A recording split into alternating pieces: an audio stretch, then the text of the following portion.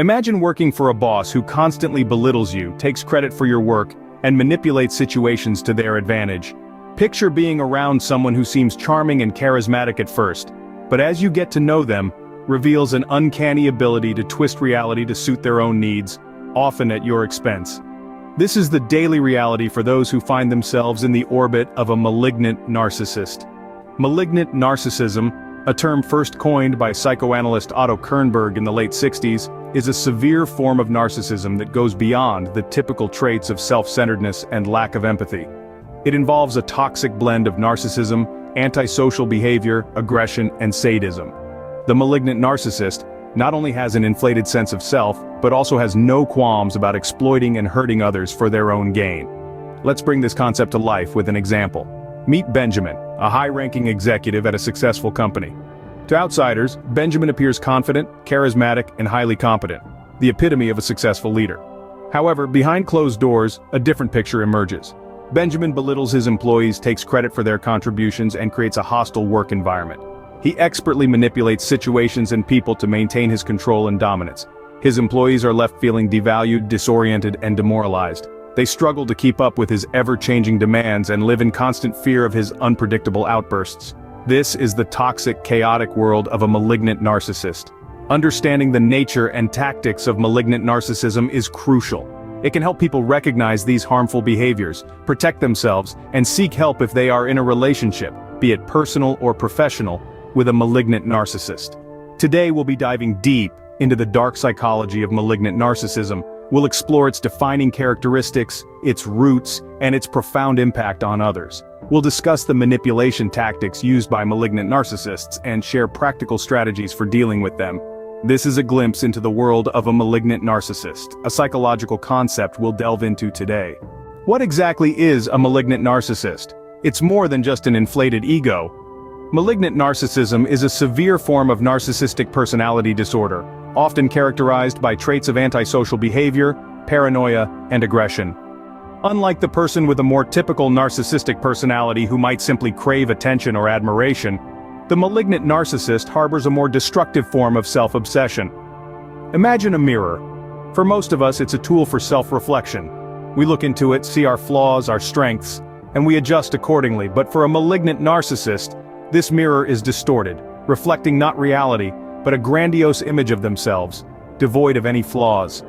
This distortion often leads to a lack of empathy, a key distinguisher between typical and malignant narcissism. A malignant narcissist struggles to genuinely connect with others' emotions. It's like trying to tune into a radio station but only hearing static. They may feign empathy, but it's usually a calculated move to manipulate others, not a genuine emotional response. Another defining characteristic is their manipulation tactics. Malignant narcissists are masters of deceit and can twist situations to fit their narrative. It's like they're chess grandmasters, viewing others as pawns in their game, maneuvering them to serve their needs and desires. Here's an example. Let's say you've planned a family dinner, but the malignant narcissist in your life decides that they'd rather do something else. Instead of a straightforward conversation, they might gaslight you, making you question your own memory, saying, "We never agreed to dinner, you must have misunderstood." And the aggression? It's often there, lurking beneath the surface. When their grandiose self-image is threatened, or they don't get their way, the malignant narcissist may react with disproportionate anger, further damaging relationships and causing emotional harm. Understanding this dark psychology is crucial to protecting ourselves and our relationships. It allows us to see beneath the surface, to recognize the distorted mirror for what it is, and to navigate our interactions with these individuals more effectively.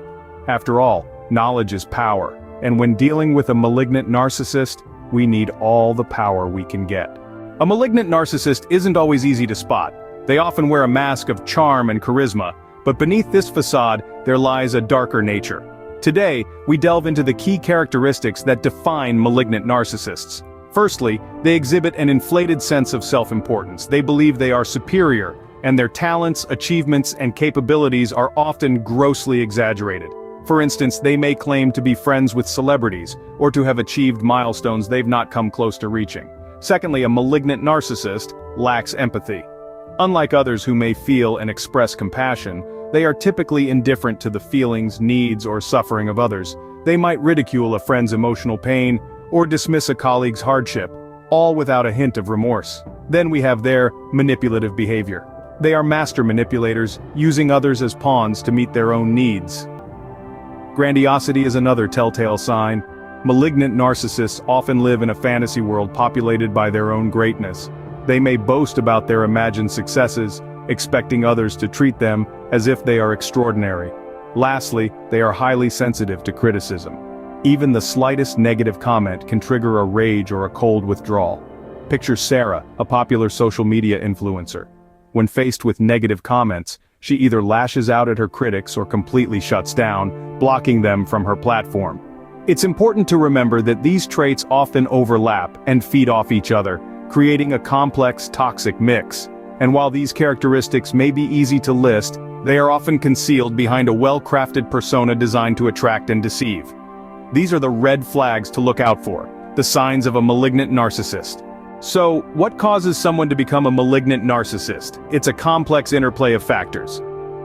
Malignant narcissism isn't born out of thin air. It's like a tree with deep roots, fed by multiple sources. One of these sources is childhood experiences.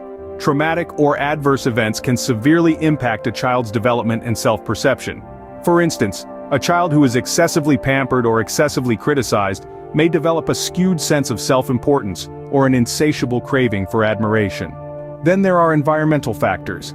Living in a society that idolizes power, wealth, and beauty can nurture narcissistic tendencies. Picture a world where the louder voices drown out the softer ones, where vanity is celebrated over empathy. In such an environment, malignant narcissism can bloom unchecked. But what about our genes? Can they play a role? The answer isn't black and white. While there's no narcissism gene, research suggests a genetic predisposition might exist, making some individuals more susceptible to developing narcissistic traits. This doesn't mean they're destined to become malignant narcissists, but it's a piece of the puzzle. Lastly, let's talk about neurological factors. Recent studies hint at the possibility that malignant narcissists may have different brain structures. For instance, areas linked to empathy, like the anterior insular cortex, might be less active or even smaller. This could partially explain their lack of empathy, but again, it's not a definitive cause. So, we're looking at a concoction of childhood experiences, societal influences, potential genetic predispositions, and possible neurological differences. It's a complex, interconnected web that shapes a person into a malignant narcissist, and unraveling this web is no easy task. But why bother? Why dig into the roots? Because understanding the origins helps us empathize not with the harmful actions of a malignant narcissist, but with the fact that they too are products of circumstance and biology. It helps us approach the issue with more compassion and less judgment, which can be crucial in dealing with such individuals. While there's no single cause, these factors can contribute to the development of malignant narcissism. Malignant narcissists can leave a trail of emotional devastation in their wake. Their grandiose sense of self, lack of empathy, and manipulative behaviors can profoundly impact the lives of those around them, often leaving individuals feeling confused, hurt, and violated. Let's hear from those who've experienced this firsthand. Imagine having a boss who takes credit for your hard work, or a friend who twists your words to make themselves the victim in every situation. Or consider the toll it takes to have a family member who constantly belittles your accomplishments, making you feel unworthy and insignificant. These are just a few examples of the emotional upheaval malignant narcissists can inflict. These individuals don't just affect the way you see yourself. Their actions can seep into every aspect of your life, influencing your relationships, your work, and your mental health. Their actions can cause profound harm, leaving lasting scars on their victims. Malignant narcissists are masters of manipulation and control, using their cunning and charm to bend others to their will. Much like puppeteers, they pull strings, carefully orchestrating their victims' behaviors and emotions to serve their own needs. One of their most insidious tactics is gaslighting, a psychological manipulation technique that aims to sow seeds of doubt in a person's mind. They may constantly question their victim's memory or perception, leading them to question their own sanity. Imagine being told that the sky isn't blue, it's green. And when you protest, you're met with a dismissive smirk and a condescending, "You're always getting things wrong." Over time, this constant doubt erodes self-confidence, leaving the victim vulnerable to further manipulation. Another favorite tool in the malignant narcissist's arsenal is the divide and conquer strategy. They create discord among friends or family members, ensuring they remain the center of attention and control. They might spread rumors, instigate conflicts, or pit people against each other, all while playing the innocent bystander or even the victim. Then there's the love bombing, where they shower their target with affection and praise, only to suddenly withdraw it, leaving their victim craving their approval and acceptance. This emotional roller coaster can leave the victim feeling disoriented and dependent on the narcissist for emotional stability. Malignant narcissists are also adept at playing the victim card. They manipulate others by portraying themselves as the misunderstood hero or the perpetual victim, eliciting sympathy and support. This tactic not only diverts attention from their abusive behavior, but also garners them the attention and admiration they crave. Finally, they use fear and intimidation to maintain control. They might threaten, bully, or even physically harm their victims to keep them in line. The fear of retaliation can often keep the victim silent and compliant. Recognizing these tactics is the first step in breaking free from their control. Remember, knowledge is power. By understanding the dark psychology of malignant narcissism, we can begin to protect ourselves and our loved ones from this insidious form of manipulation and control. So, how can we protect ourselves from malignant narcissists? A question that looms large when faced with such a personality. The first step is recognizing the signs. Malignant narcissists often exhibit patterns of grandiosity, manipulation, and a striking lack of empathy, which we've discussed earlier. They may appear charming and charismatic initially, but over time their true nature unravels. One of the most common traits is their sense of entitlement. They believe they're deserving of special treatment and will often become angry or upset if they don't receive it. They're also expert manipulators, using tactics like gaslighting to control and dominate others. Awareness is our first line of defense. But what do we do once we've identified a malignant narcissist in our lives? Firstly, it's crucial to set firm boundaries. Narcissists thrive on control and manipulation. By setting boundaries, we're establishing a clear line of what is acceptable behavior. This could be as simple as saying no to unreasonable demands, or more complex like limiting the amount of time you spend with them. Secondly, seek support. Dealing with a malignant narcissist can be draining and isolating. Reach out to trusted friends, family, or a mental health professional. Sharing your experiences can provide a fresh perspective and emotional relief. Lastly, consider seeking professional help. Therapists and counselors are trained to deal with situations like these. They can provide strategies to cope, and in some cases they may advise you to cut ties with the narcissist completely. This can be a difficult decision, but sometimes it's the most healthy and necessary one. Remember, dealing with a malignant narcissist is not a testament to your strength or patience. It's not about tolerating toxicity for the sake of peacemaking. It's about understanding the situation, protecting your well-being, and taking the necessary steps to ensure your mental and emotional health.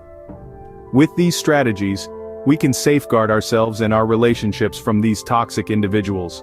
The journey to recovery from a toxic relationship with a malignant narcissist can be challenging, but it's far from impossible.